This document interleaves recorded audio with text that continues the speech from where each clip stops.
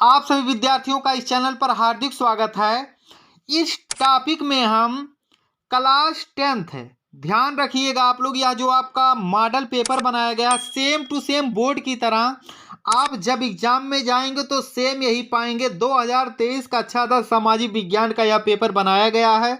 अब कई वर्षों के पेपर को उठाकर वही प्रश्न दिए गए हैं जो एग्जाम में पूछे जाते हैं। यह आपका पेपर है। सर्वप्रथम आप लोग अनुक्रमांक लिखते हैं, उसके बाद नाम लिखेंगे। समय जो होगा वह 3 घंटा 15 मिनट और पूर्णांक जो होगा वह 70 नंबर का। इसमें कुछ दिशा निर्देश दिए रहते हैं, उसको आप सावधानी पूर्वक पढ़ेंगे, इसीलिए आपको 3 घंटा 15 मिनट यानी 15 मिनट पेपर पढ़ने के लिए मिलता है। प्रारंभ के 15 मिनट परीक्षार्थियों को प्रश्न पत्र पढ़ने के लिए निर्धारित है। दूसरा आपका है, यह प्रश्न पत्र 2 खंडों आ और बा में विभाजित है। खंड आ में 20 अंक के बहुविकल्पीय प्रश्न हैं जिनका उत्तर आपको ओएमआर सीट पर दिया जाना है। चौथा आपका ओएमआर सीट पर उत्तर अंकित किए जाने के 50 उसे काटे नहीं तथा इरेजर या व्हाइटनर आदि का प्रयोग आप लोग बिल्कुल ना करें। अगला है खंड बा में 50 अंक का आपका होगा वर्णनात्मक प्रश्न जिसमें आपको लिखना है, यानी 2 खंड आपके आएंगे आ और बा, जिसमें आ आपका बहुविकल्पीय होगा और बा जो होगा आपका वह लिखित होगा। तो आइए हम इंपॉर्टेंट प्रश्नों को देखते हैं जो कि आप एग्जाम में पाएंगे। पहला प्रश्न है, यंग इटली सोसाइटी का संस्थापक कौन था? यंग इटली सोसाइटी का संस्थापक कौन था? गैरीबाल्डी, बिस्मा, काबूर या मेजनी? तो इस प्रश्न का उत्तर होगा मेजनी।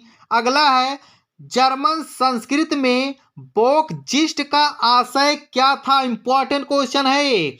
जर्मन संस्कृत में बोक्सजिस्ट का आशय क्या है? राष्ट्रवाद, संविधान, आम जनता या संसद? तो उत्तर इसका होगा राष्ट्रवाद।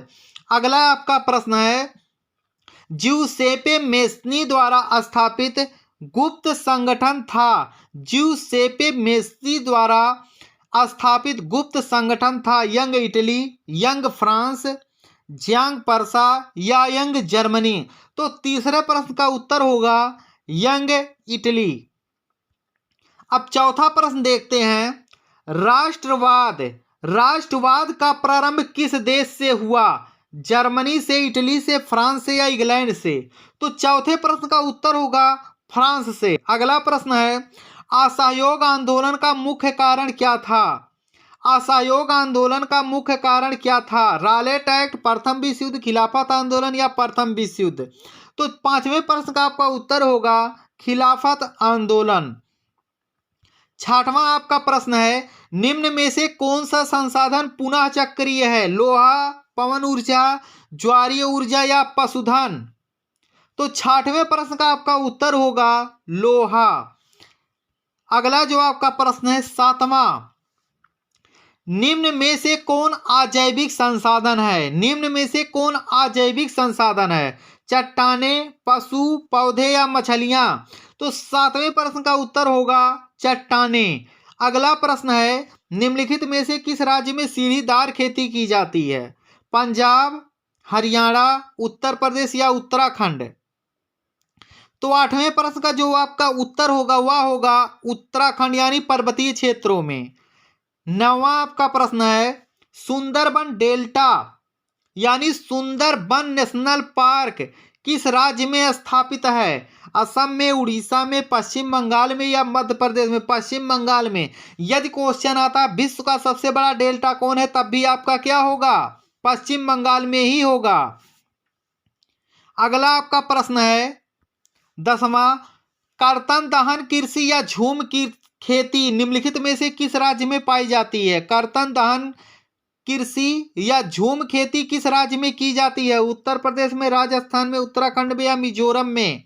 तो 10वें प्रश्न का उत्तर होगा मिजोरम। अगला प्रश्न, निम्नलिखित में से किस वस्तु का निर्यातक भारत है? कॉफी, उर्वरक, तंबाकू या चाय? निम्नलिखित में से किस वस्तु का निर्यातक भारत है? उत्तर होगा कॉफी। 12वां आपका प्रश्न है, श्रीलंका में निम्नलिखित में से कौन सा बहुसंख्यक वर्ग है? श्रीलंका में निम्नलिखित में से कौन सा बहुसंख्यक वर्ग है? बौद्ध धर्म, जैन धर्म, यहूदी धर्म या हिंदू धर्म? तो आपके ये चारों उत्तर क्या हैं? गलत हैं। यहाँ जो आपका बहुसंख्यक वर्ग है वह था सिंहली वर्ग। तो आप लोग इस प्रश्न को ध्यान से देख लेंगे। 13वां आपका क्वेश्चन दिया गया है, निम्नलिखित में से राज्य सूची का विषय है। इन चारों में से राज्य सूची का विषय कौन है? पुलिस, कृषि, सिंचाई, मुद्रा। तो 13वें प्रश्न का आपका उत्तर होगा पुलिस। अगला प्रश्न है, विश्व व्यापार संगठन की स्थापना कहाँ हुई? इसी को WTO भी कहा जाता है। न्यूयॉर्क में, वाशिंगटन में, जेनेवा में या ऑस्ट्रेलिया में? तो 14वें प्रश्न का उत्तर होगा जेनेवा, जो कि स्विट्जरलैंड की राजधानी है। 15वां प्रश्न देखते हैं, निम्न पड़ोसी देशों में से मानव विकास लिहाज से किस देश की स्थिति भारत से बेहतर है? बांग्लादेश, श्रीलंका, नेपाल या पाकिस्तान? तो 15वें प्रश्न का उत्तर होगा बांग्लादेश। अगला प्रश्न है, मानव विकास रिपोर्ट 2018 में भारत को कौन सा स्थान प्राप्त हुआ है? तो 16वें प्रश्न का उत्तर होगा 125वां, 124वां, 129वां या 130वां? तो उत्तर होगा 130वां। और यदि यही क्वेश्चन आपका 2021 में पूछता है तो आपका हो जाएगा 132वां।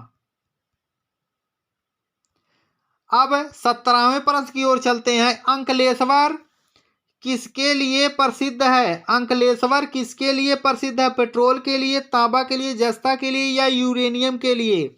तो 17वें प्रश्न का उत्तर होगा पेट्रोलियम।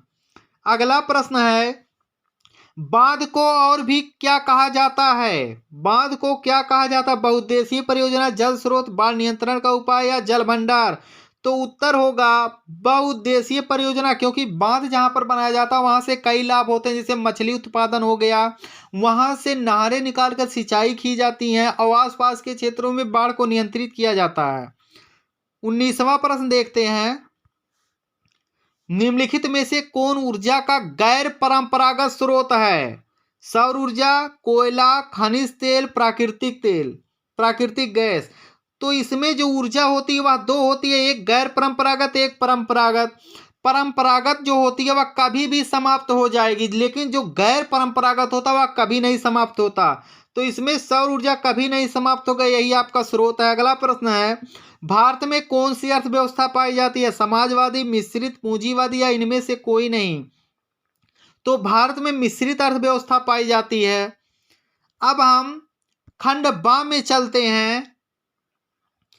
पहला जो आपका है वर्णात्मक, इसमें टोटल प्रश्न पूछे जाएंगे और उत्तर लगभग आपको 80 शब्दों में लिखना है। ध्यान रखिएगा, उत्तर आपको 80 शब्दों में लिखना। पहला इंपॉर्टेंट प्रश्न है, मारियाना और जर्मेनिया कौन थे? जिस तरह से उन्हें चित्रित ये किया गया है उनका क्या महत्व था? वेरी इंपॉर्टेंट क्वेश्चन है। अगला है, जर्मन एकीकरण की प्रक्रिया पर संक्षिप्त टिप्पणी लिखिए। इनमें से केवल एक ही प्रश्न को आपको हल करना है, जो आपका तैयार रहे वही प्रश्न आप हल कीजिए। 22वां इंपॉर्टेंट प्रश्न है, 1929 में महामंदी का भारत पर क्या प्रभाव पड़ा? अथवा जैव और अजैव संसाधन क्या होते हैं, उदाहरण सहित? इन दोनों में से भी आपको एक ही करना है, जो आपका तैयार रहे वही कीजिए। अगला आपका प्रश्न है, संघवाद क्या है, इसकी प्रमुख विशेषताएं लिखिए। अथवा भारत की विधायिकाओं में महिलाओं के प्रतिनिधित्व की स्थिति लिखिए। इन दोनों में से एक ही करना है, जो आपका तैयार रहे। अगला आपका प्रश्न है, सत्ता की साझेदारी से क्या तात्पर्य है? बहुत इंपॉर्टेंट क्वेश्चन लिए गए इसमें। अथवा भारतीय लोकतंत्र की प्रमुख विशेषताएं बताइए। दोनों में से एक करना है, जो आपका तैयार रहे वही हल कीजिए। अब वर्णात्मक नंबर 2 में देखते हैं, उत्तर लगभग आपको 50 शब्दों में देना है, यानी इसके पहले जो था वह लघु उत्तरीय था और यह आपका दीर्घ उत्तरीय है, और सभी प्रश्नों के उत्तर आपको 150 शब्दों में देना है। ध्यान रखिएगा, आप इससे कम मत दीजिएगा। तो इसमें जो पहला आपका प्रश्न है, असहयोग आंदोलन के मुख्य कारण क्या थे, विस्तार से लिखिए। अथवा एक विकसित देश की प्रमुख विशेषताएं स्पष्ट कीजिए। वेरी वेरी इंपॉर्टेंट क्वेश्चन है, इसमें से एक प्रश्न हल करना है आपको। 26वां प्रश्न है, 1929 की महामंदी का भारत पर क्या प्रभाव पड़ा, विस्तार से लिखिए। अथवा भारतीय अर्थव्यवस्था में कृषि के योगदान पर विस्तृत चर्चा कीजिए। एक प्रश्न हल कीजिए, वेरी इंपॉर्टेंट क्वेश्चन है। 27वां आपका प्रश्न है, चावल अथवा गेहूं की उपज के लिए महत्वपूर्ण परिस्थितियों का वर्णन कीजिए। चावल और गेहूं जरूर तैयार कर लीजिएगा, एक आएगा। अथवा वन्य जीव संरक्षण के लिए भारत सरकार द्वारा किए गए उपायों का विस्तार से वर्णन कीजिए। इसमें से एक प्रश्न आप एग्जाम में देखेंगे। 28वां आपका प्रश्न है, लोकतांत्रिक शासन से आप क्या समझते हैं, इसकी चुनौतियों का वर्णन कीजिए। अथवा व्यापार से आप क्या समझते हैं, इसके प्रकारों का विस्तार से वर्णन कीजिए। इसमें से एक प्रश्न आपको हल ही करना है, और वो भी सभी प्रश्न जो दीर्घ के दिए गए हैं वह आप 150 शब्द, और जो लघु दिए गए हैं वो 80 शब्द। अब हम इसी में से आपका कुछ क्वेश्चन पूछा जाएगा मानचित्र से। आपको मानचित्र किस तरह से भरना वह जल्द ही प्रोवाइड करा दिया जाएगा। इसमें से जो इम्पोर्टेंट प्रश्न है उसको आप तैयार कर लीजिए। यहाँ निर्देश है, निम्नलिखित स्थानों को भारत के रेखा मानचित्र में इस चिन्ह द्वारा नाम सहित दर्शाइए, और इसके जो अंक हैं वह आधे आधे नंबर के हैं, यानी 5 नंबर आप एग्जाम में पाएंगे। पहला क्वेश्चन है, वह स्थान जहां गांधी जी ने नमक बनाना प्रारंभ किया। अगला है, वह स्थान जहां 1919 ईस्वी में जलियांवाला बाग हत्याकांड हुआ। नरौरा परमाणु केंद्र किस राज्य में है। वह स्थान जहां 1929 में भारतीय राष्ट्र कांग्रेस की स्थापना हुई, अधिवेशन हुआ। वह स्थान जहां अल्फ्रेड पार्क बना हुआ है। इसका उत्तर आपको देना है, और जिस राज्य में जो स्थान है वहां लिखना है, और इसी में आपको चिन्ह द्वारा भी दर्शाना है। तो यहाँ देख लीजिए, क्वेश्चन है, झारखंड का एक कोयला क्षेत्र चिन्ह द्वारा, यानी यह चिन्ह लिखकर आप झारखंड का कोई एक कोयला क्षेत्र लिखेंगे। महानदी, यह चिन्ह आप डालकर चिन्ह द्वारा नाम सहित। भारत में किसी एक जूट उत्पादक क्षेत्र का नाम, यह चिन्ह आपका रहेगा। टिहरी बांध नाम सहित यह चिन्ह रहेगा। अभ्रक उत्पादक किसी एक क्षेत्र का नाम लिखिए, और यह चिन्ह आप जरूर दर्शाएंगे। तो आपको मानचित्र किस तरह से भरना हुआ जल्द आपको वीडियो प्रोवाइड करा दिया जाएगा, और जितने भी प्रश्न इसमें दिए गए हैं वह सब आप तैयार कर लें। इससे बाहर आपका एक भी प्रश्न नहीं आएगा, जिससे कि आपकी परीक्षा बहुत ही अच्छे से हो। आप सभी विद्यार्थियों का वीडियो देखने के लिए धन्यवाद, और आप सभी लोग अपनी तैयारी बहुत ही अच्छे से करें।